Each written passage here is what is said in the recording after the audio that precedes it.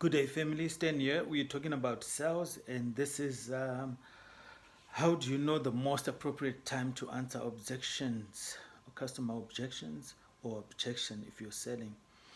Customers will always bring an objection why they don't want to buy, or probably they want more information when they're trying to bring objections, or then trying to say something against what you're trying to propose to them.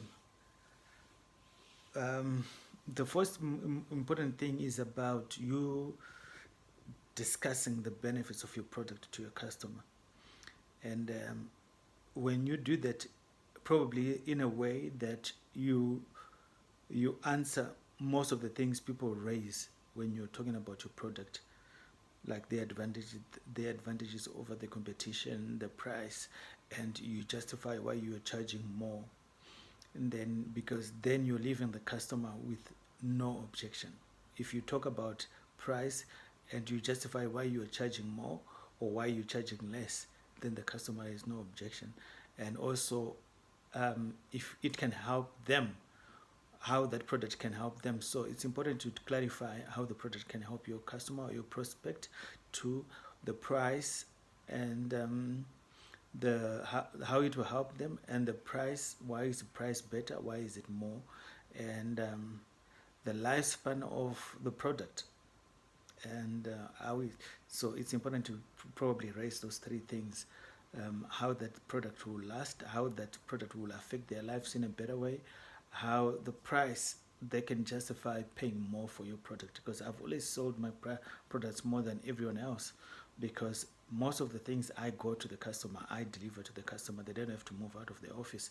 So if they say, and most of the products I offer them like same day or the next day, and only a few people do that kind of service.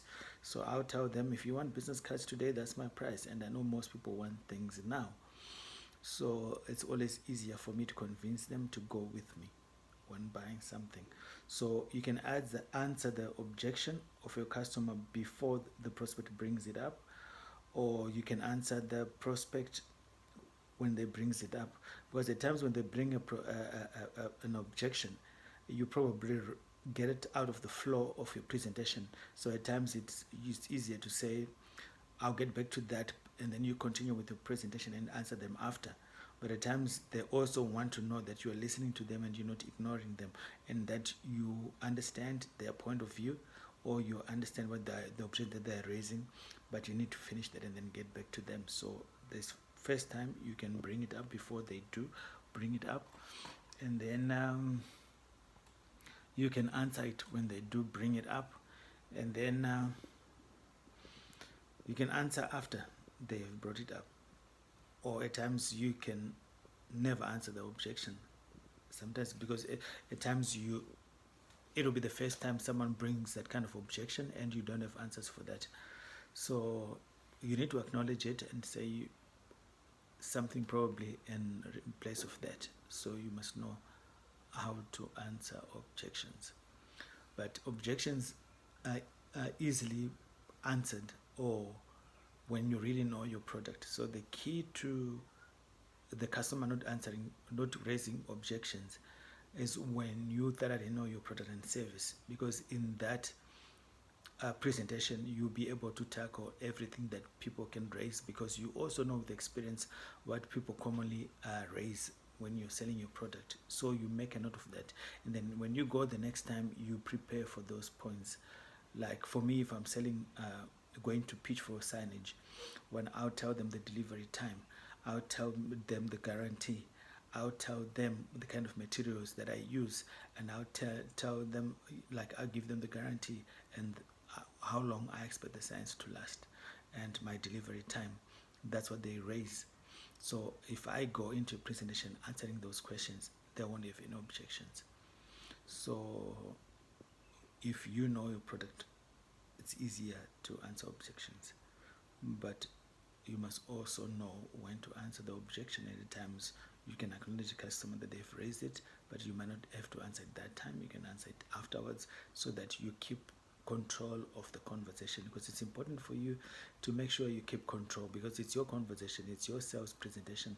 You need to be in control of it. You don't want them to take control of the conversation and run over it, and then you lose the sale completely. So always manage the customer, manage the prospect, manage the presentation, and manage the flow of the conversation and presentation. Thank you so much. Bye. If you're on YouTube, please don't forget to subscribe, and if you're on Instagram, please give me a shout or share this video with other people. If you're trying to start a sales and you want further help, please let me know. Email me, or you can inbox me, or you can comment below. If you want to know more about it, or if you want to join my course on Udemy, let me know. Then we can talk about it, because without sales, you'll never be able to get the results you want out of your business. Thank you so much. Stanley. Bye.